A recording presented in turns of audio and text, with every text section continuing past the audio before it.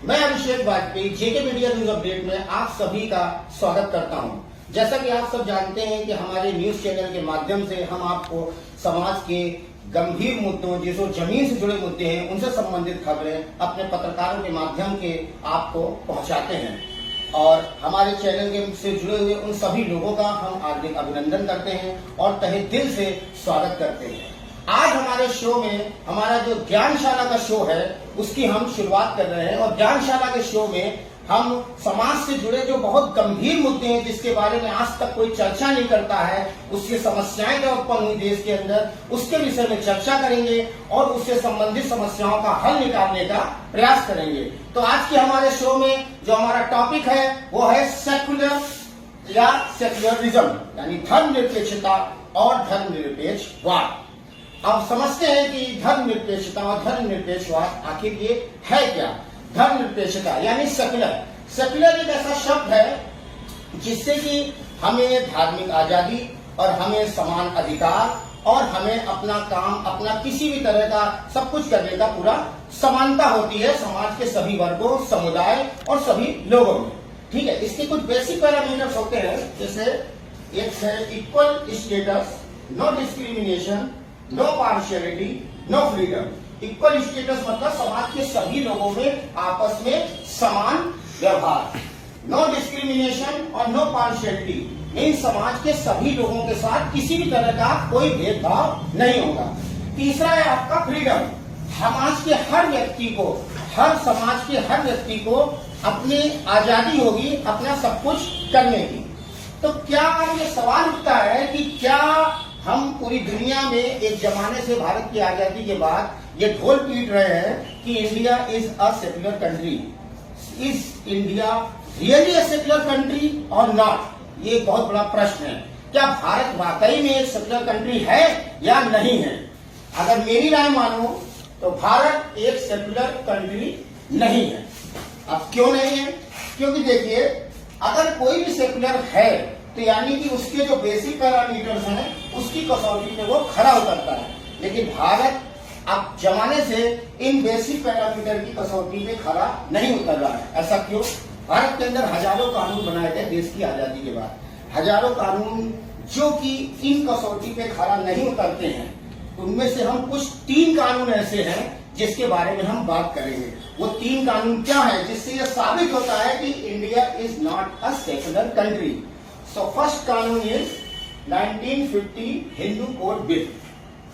1950 में नेहरू जी की सरकार ने एक कानून बनाया, हिंदू कोड बिल। 1950 में हिंदू कोड बिल के अंतर्गत हिंदू समाज से रिलेटेड शादी ब्याह, तलाक, गोद लेने से संबंधित और अपने बच्चों के प्रॉपर्टी से रिलेटेड, उत्तराधिकारी से रिलेटेड जितने भी कानून हैं वो बनाए गए। यानी इनके सारे मामले इस कानून के अंतर्गत हल होंगे। अच्छी बात है, कोई बात नहीं। एक बड़ा सिस्टम तैयार किया गया जिसके अंतर्गत एक दायरे के अंतर्गत उन सारे समाज की समस्याओं का हल निकालने के लिए कानून बनाया। कोई गलत बात नहीं है। इसके अंदर आपका Hindu marriage act 1955, Hindu succession act, Hindu adoption act, Hindu guardianship act, ये सारे 1955 के एक्ट, इसके सब एक्ट हैं जिसके अंदर में सारे मामले हल होते थे। लेकिन उसी जगह पे जो दूसरे धर्म हैं जैसे कि आपका मुस्लिम, ईसाई और पारसी, इन समाज के लिए उन्होंने कोई कानून नहीं बनाया। आखिर ऐसा क्यों किया गया? समाज के एक विशेष वर्ग के साथ इस तरह का भेदभाव उस पर्टिकुलर सरकार ने ऐसा क्यों किया? क्या ये हिंदू समाज के साथ भेदभाव नहीं है? क्या ये हिंदू समाज के अधिकारों की हत्या नहीं है? और ऐसा इस देश की सरकार ने खुलेआम किया, जबकि दूसरे धर्मों के मामले जो भी थे घरेलू, वो सारे उनके पर्सनल लॉ बोर्ड के थ्रू होते थे। जैसे मुसलमानों के लिए मुस्लिम पर्सनल लॉ बोर्ड, क्रिश्चियन के लिए क्रिश्चियन पर्सनल लॉ बोर्ड और ईसाइयों के और पारसियों के लिए पारसी पर्सनल लॉ बोर्ड। तो आप कैसे कह सकते हैं कि जब आप सेक्युलर शब्द की कसौटी पे खरे नहीं उतर रहे हैं, और आप कैसे कह सकते हैं कि इंडिया एक सेक्युलर कंट्री है? India is not a secular country, क्योंकि ना तो इन्होंने एक समाज के अधिकारों की हत्या की है बल्कि समाज की आजादी की भी हत्या की है, और ऐसा इस सरकार में हुआ। अब हम आते हैं दूसरे कानून की तरफ। इसमें एक और भी बात जो है, विशेष बात है जो मैं आपको दिखाना चाहता हूं कि इसमें एक और इश्यू निकला कि महिलाओं के अधिकारों की हत्या। ये हिंदू कोड बिल के अंतर्गत ही निकल के आता है, दूसरे पर्सनल लॉ कोड से एक जनरेट होता है। तो हिंदू कोड बिल के अंतर्गत जो निकलता है इसमें है कि महिलाओं के अधिकारों की हत्या, यानी कि विशेष रूप से मुस्लिम समाज की महिलाओं की अधिकारों की हत्या। तो वो हत्या कैसे हुई? 1985 में सुप्रीम कोर्ट से शाहबानो और अहमद खान का केस पूरी हिंदुस्तान में बहुत फेमस है, ठीक है। तो इस केस की पूरी डिटेल जानते हैं। शाहबानो और अहमद खान की शादी 1932 में हुई थी। उसके बाद 14 साल बाद अहमद खान ने दूसरी शादी करी। ये मध्य प्रदेश इंदौर के रहने वाले थे। दूसरी शादी करी है युवा लड़की से। शाहबानो से उनके 5 बच्चे थे। दूसरी शादी के बाद भी दोनों पत्नियां एक साथ आपस में मिलकर रह रही थी। लेकिन सन 1978 में, यानी शादी के 46 साल बाद, अहमद खान ने शाहबानो को 3 तलाक दे दिया। उसके बाद दोनों पत्नी 5 बच्चों के साथ अलग रहने लगी। आपस में कुछ अंडरस्टैंडिंग हुई तो उन्होंने हरजाने के रूप में कुछ अमाउंट उनको दी गुजारा चलाने के लिए। वो कुछ महीने तक तो उन्होंने गुजारा भत्ता दिया, उसके बाद उन्होंने गुजारा भत्ता देना बंद कर दिया। इससे परेशान होकर शाहबानो ने जुडिशियल कोर्ट में एक केस फाइल किया। वो केस में मुकदमा जुडिशियल कोर्ट से हाई कोर्ट गया, हाई कोर्ट से सुप्रीम कोर्ट गया, और सुप्रीम कोर्ट ने 1985 में एक फैसला सुनाया कि शाहबानो को 500 रुपए प्रति माह हर्जाने के रूप में दिया जाएगा।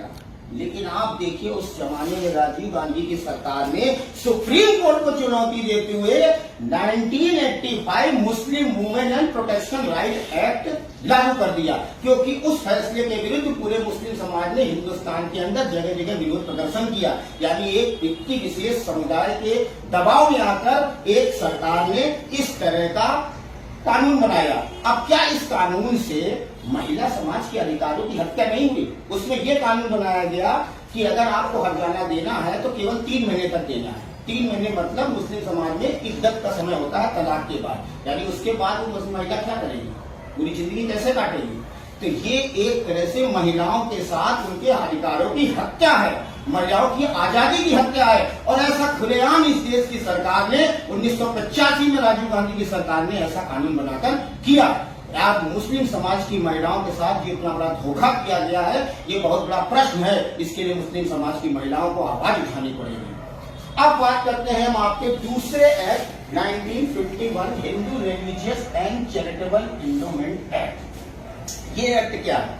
1947 में भारत की आजादी के बाद नेहरू जी ने 1951 में एक कानून बनाया, जिसके अंतर्गत भारत सरकार के अंदर में जितने भी देश के अंदर मंदिर हैं, वो हर राज्य अपने राज्य के अंदर के मंदिरों को अपने अधिग्रहण में ले लेंगे। चलिए ठीक है, कोई बात नहीं। जितने भी मंदिर हैं वो सब सरकार के अधिग्रहण में हो गए। अगर आप डिटेल में जाओ तो 4 लाख मंदिर पूरे भारत में सरकार के अधिग्रहण में हैं, जिसमें कि सबसे नंबर 1 पे तमिलनाडु है, क्योंकि तमिलनाडु में देश में सबसे ज्यादा मंदिर है, 44,000 मंदिर। उन सारे मंदिरों का जितना भी चढ़ावा और उससे संबंधित संपत्ति का जो भी टर्नओवर होता है वो सरकार के खाते में जाता है, और सरकार उससे कुछ पैसा निकालकर उन मंदिरों के निर्माण में और देख रेख में खर्च करती है। ठीक है, कोई बात नहीं। लेकिन उसी जगह पे आपने मस्जिदों को, गुरुद्वारों को और चर्चों को, इनको सरकार के अधिग्रहण में लेने के लिए ऐसा कानून क्यों नहीं बनाया? क्या ये एक हिंदू समाज के साथ भेदभाव नहीं है? क्या ये उनकी धार्मिक आजादी की हत्या नहीं है? ऐसा इस देश में खुलेआम एक पर्टिकुलर सरकार ने किया। ऐसा क्यों किया? आप उसी जगह पे दूसरे लोगों को, जैसे कि आप दूसरे समाज, जैसे मस्जिदों के लिए या मदरसों के लिए आप अनुदान देते हो, ठीक है, लेकिन गुरुकुल के लिए अनुदान क्यों नहीं देते हो? हज यात्रियों के लिए अभी 2021 की रिपोर्ट है कि 836 करोड़ रुपए हज यात्रियों को सब्सिडी दी गई।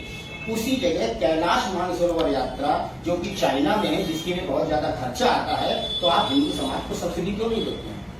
आपने हिंदू समाज को सब्सिडी नहीं दी, कुंभ मेले में सब्सिडी नहीं देते हैं, अमरनाथ यात्रा में सब्सिडी नहीं देते हैं, तो समाज के एक विशेष वर्ग के साथ आप इस तरह का भेदभाव कर रहे हैं, आप इस तरह का पक्षपात कर रहे हैं, और फिर आप कहते हैं पूरी दुनिया में ढोल पीट रहे हैं कि आप एक सेकुलर कंट्री है। India is not a secular country.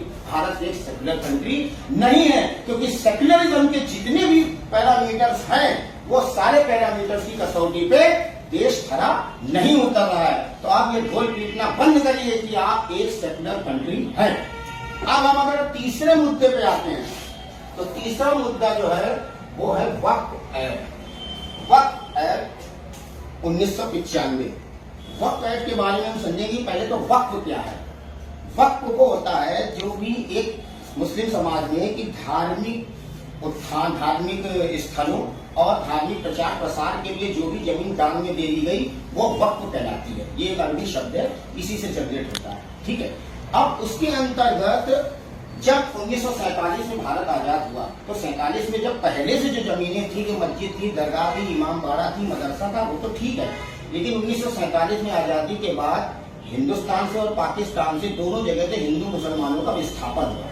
तो भारत से जितने भी मुसलमान पाकिस्तान गए तो उनके मकान, उनकी जायदाद सब खाली हो गई। ठीक है, कोई बात नहीं। और 1900 उसके बाद नेहरू जी ने एक कानून निकाला कि भारत के अंदर जितनी भी मुसलमानों द्वारा विस्थापित होने पे खाली जमीन है वो यथास्थिति रहेगी, उसमें कोई भी कब्जा नहीं करेगा, कोई भी हस्तक्षेप नहीं करेगा। ठीक है, कोई दिक्कत नहीं किया। उसके बाद 1954 में वक्फ एक्ट की नींव रखी गई और 1984 में वक्फ एक्ट में अमेंडमेंट किए गए और 1985 में वक्फ एक्ट फाइनल क्लोजर के रूप में लागू किया गया और जो आज तक चल रहा है। यानी कि जो विस्थापित हुए लोगों की सारी जमीन है वो सब वक्फ बोर्ड की हो गई। ये है पूरा जो वक्फ बोर्ड के पास संपत्ति है। आज पूरे हिंदुस्तान में वक्फ बोर्ड के पास देश के अंदर तीसरे नंबर पे सबसे ज्यादा संपत्ति है। सबसे ज्यादा संपत्ति भारत में केवल रेलवे के पास है, दूसरे नंबर पे रक्षा मंत्रालय के पास है और तीसरे नंबर पे वक्फ बोर्ड के पास भारत में सबसे ज्यादा जमीन है, जिसकी ऑल ओवर वैल्यू 1,20,000 करोड़ रुपए है और जिससे टर्नओवर केवल 163 करोड़ रुपए आता है। अब आता है वक्फ एक्ट। वक्फ एक्ट 1995 के अंतर्गत सरकार ने ये 3 संस्थाएं बनाई हैं। 3 संस्थाएं कौन सी हैं? एक तो है आपका वक्फ काउंसिल, वक्फ बोर्ड एंड वक्फ ट्रिब्यूनल, यानी इससे संबंधित मुद्दे इन्हीं 3 संस्थाओं के अंतर्गत चलते हैं। ठीक है, लेकिन अब आता है असीमित अधिकार। आपने एक ऐसे कानून बोर्ड को इतने असीमित अधिकार दे दिए कि जो देश की प्रशासन से, देश की सुप्रीम कोर्ट से भी ऊपर हो गया।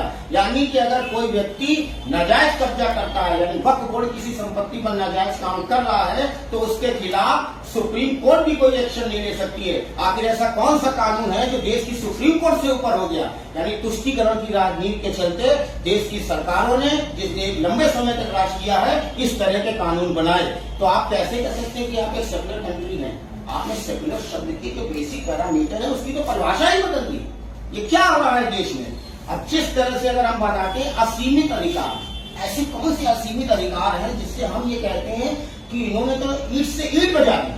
तो वो असीमित अधिकार हम कुछ आर्टिकल हैं वक्फ एक्ट के, उसके अंतर्गत समझते हैं। इसमें पहला आर्टिकल है 40, आर्टिकल 40। आर्टिकल 40 के अंतर्गत वक्फ एक्ट को लगता है पूरे देश में कि वो उसकी संपत्ति है, किसी भी संपत्ति के बारे में।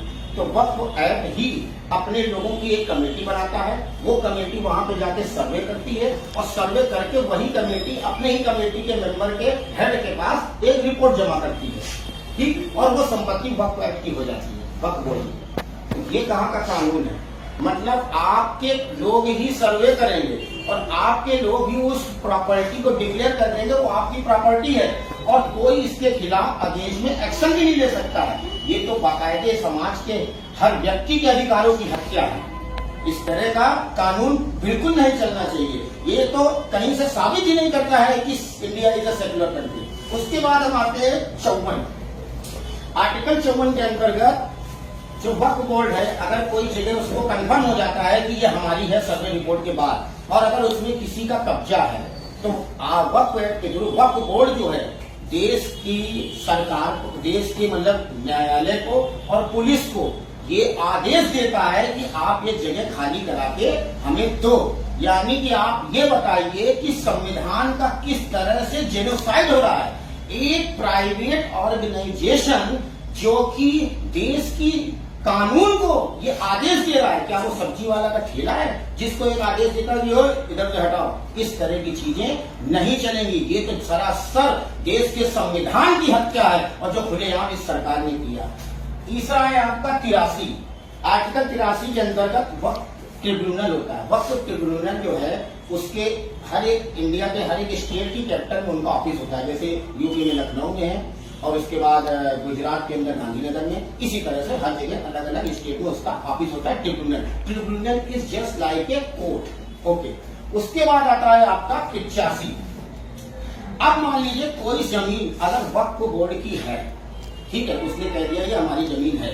अब मान लीजिए किसी व्यक्ति को वो जमीन पे केस करना है, ये उसकी थी, उसने कहा कि ये तो मेरी, आप कैसे कह सकते हैं ये हमारी जमीन है वक्फ बोर्ड की। उसको केस करना है तो केस लड़ने के लिए वक्फ बोर्ड के पास ही जाना पड़ेगा, वो हाई कोर्ट और सुप्रीम कोर्ट के पास नहीं जाएगा, ऐसा कानून में उनको अधिकार दिया गया है। तो यानी कि हमारी ही कोर्ट, हमारा ही जज और हमारा ही वकील, तो आप कैसे समझ सकते हो कि फैसला उस व्यक्ति के इंसान में होगा? ये कभी नहीं हो सकता कि फैसला उस व्यक्ति के इंसान के हक में हो।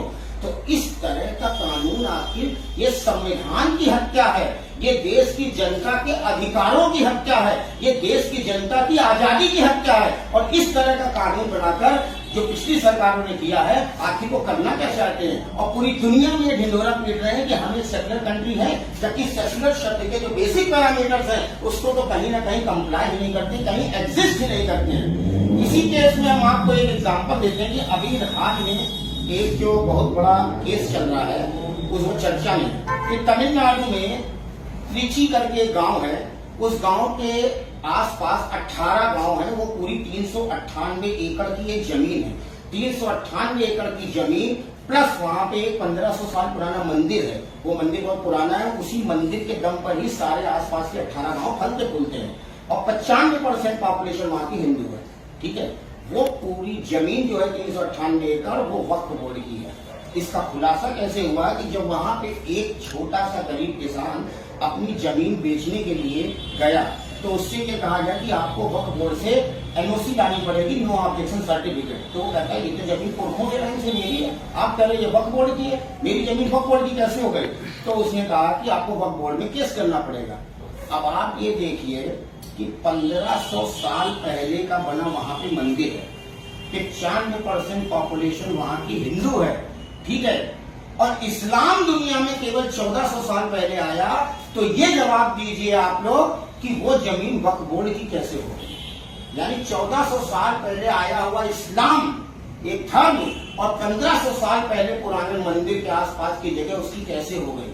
ये कितना बड़ा देश के साथ धोखा है। कानून की आड़ में देश के संविधान का जेनोसाइड किया गया है, देश के सारे नागरिकों को, समाज के सभी लोगों को बांटने की कोशिश की गई है। और ये ऐसा खुलेआम देश के अंदर चल रहा था और देश के अंदर लंबे समय तक राज करने वाली एक सरकार ने ऐसा काम किया।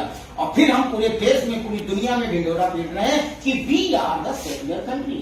We can't say that we are the secular country. As per my opinion, India is not a secular country. तो सच आपके सामने है। अब 1,20,000 करोड़ की प्रॉपर्टी वक्फ बोर्ड के पास पूरे हिंदुस्तान के अंदर है, जिससे कि 163 करोड़ रुपए का टर्नओवर होता है। उसी जगह पे अगर हम सिख गुरुद्वारा प्रबंधक कमेटी की रिपोर्ट के हिसाब से देखें तो उनके अंडर में, अगर पर्सनल मेंटेनेंस देखें तो उनके अंडर में, एसजीपीसी के अंडर में 25 गुरुद्वारे हैं, उनके टर्नओवर 1000 करोड़ है। ठीक है, 25 गुरुद्वारों का टर्नओवर 1000 करोड़ और 1,20,000 करोड़ की प्रॉपर्टी रखने वाला संस्थान, उसकी प्रॉपर्टी का टर्नओवर केवल 163 करोड़। 25 गुरुद्वारे रखने वाले सिख समुदाय की आबादी देश के अंदर 1.87% है, और जबकि 1,20,000 करोड़ की प्रॉपर्टी रखने वाले समुदाय की आबादी देश के अंदर 14.2% है। एक ऐसा बोर्ड जिससे संबंधित समाज हिंदुस्तान के अंदर सबसे पिछड़े हुए समाज के रूप में जाना जाता है, उससे कम आबादी वाले समाज जैसे सिख समाज हो गया, आपका क्रिश्चियन समाज हो गया, उसके बाद पारसी समाज हो गया, और हिंदू समाजों में जो अगर बांट के देखा जाए तो जो शेड्यूल कास्ट का समाज है वो भी आज की डेट में पूरे देश में मुस्लिम समाज से ज्यादा विकासशील है।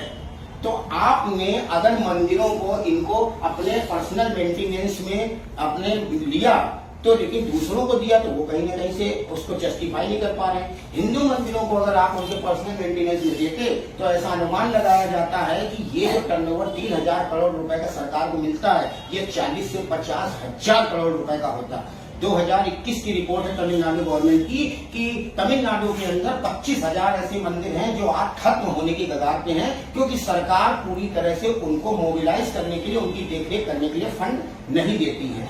तो जिस तरह का ये भेदभाव लोगों को आपस में बांटने का खेल देश में लंबे समय तक राज करने वाली एक सरकार ने किया है, ये देश के साथ बहुत बड़ा धोखा है। देश के संविधान की हत्या है, देश के कानून की हत्या है। और इस तरह की आवाज अब समय आ गया है। ये एक ऐसा सच है, एक ऐसा काला सच जो आपको स्वीकार करना पड़ेगा। और अब चुप रहने का समय नहीं है। अब वो समय आ गया है कि हमें इस समस्या के खिलाफ आवाज उठानी पड़ेगी। आज ये समय आ गया है कि हमें अपने अधिकारों के लिए और अपने हक के लिए लड़ाई करनी पड़ेगी। और इसका एक ही सोल्यूशन है, केवल एक देश एक कानून। Uniform Civil Code is the only solution for this particular entire problem which has been made by the government which has ruled this particular nation for the last 70 years. This is not acceptable from the Indian society, from the public of the India. Jai Hind, Jai Bharat.